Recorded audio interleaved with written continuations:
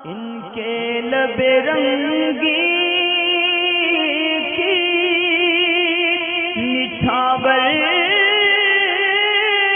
تھی کہ جس نے. اچھا، پوچھنا چاہتے تھے کہ عورت اگر مردانہ جوتا چپل پہنتی ہے، جیسے کہ گھر کے اندر ٹوائلٹ وغیرہ میں جانے میں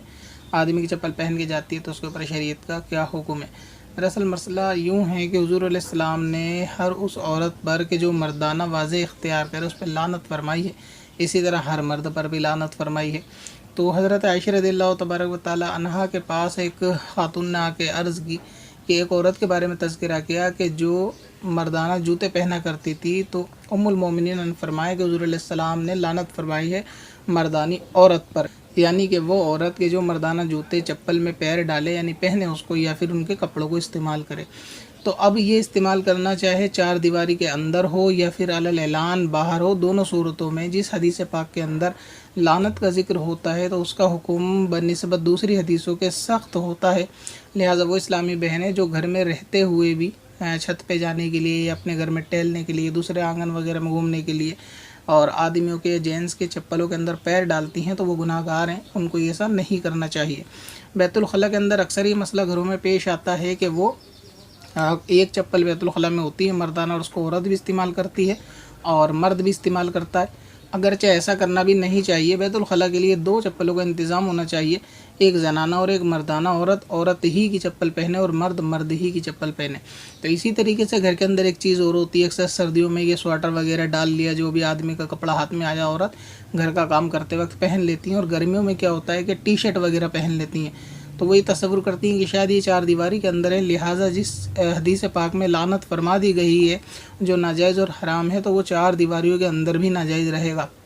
یہ قاعدہ آپ جو ہے وہ خیال رکھیں. اس لیے اسلامی بہنیں جو گرمی کے موسم میں کام کرتے وقت، کپڑے وغیرہ دھوتے وقت ایسی آدمی کی ٹی شرٹ جو ہے وہ پہن لی صفائی کرتے وقت اوپر سے، یا شرٹ وغیرہ ڈال لی، تو یہ بھی ان کے لیے جائز نہیں ہے. اور اسی طرح اکثر جو مسئلہ پیش آتا ہے وہ گھر میں چپل پہننے کا آتا ہے کہ مردوں کی چپل پہنے ادھر ادھر ٹہل لیے، ٹوائلٹ میں استعمال کر لی جا کے، تو یہ بھی گناہ ہے، اس سے بچنا چاہیے. عورت ہی کا جو ہے لباس اختیار کرے. اعلیٰ حضرت امام اہل سنت امام عشق و محبت نے فتاوی رضویہ شریف میں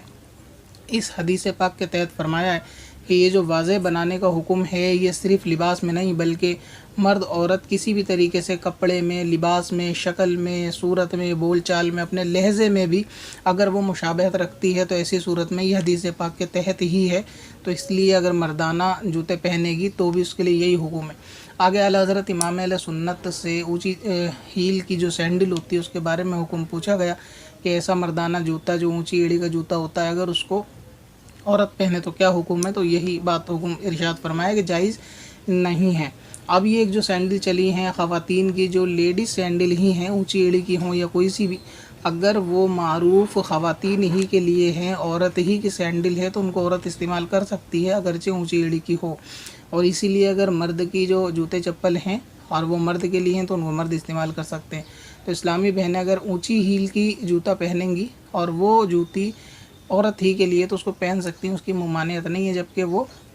عرف میں بھی، دیکھنے میں بھی اور اس کی بناوٹ بھی جو ہے وہ زنانہ ہی ہو کہ وہ عورت کے لیے، اس کو مرد استعمال نہ کرتا ہو. ورنہ یہ کہ اس کے مرد کے کپڑے استعمال کرنے سے، جوتا استعمال کرنے سے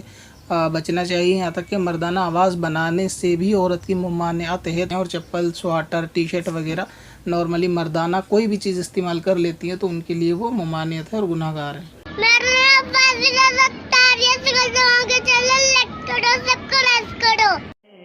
پتھر میں حسن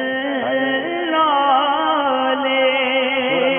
پرنوار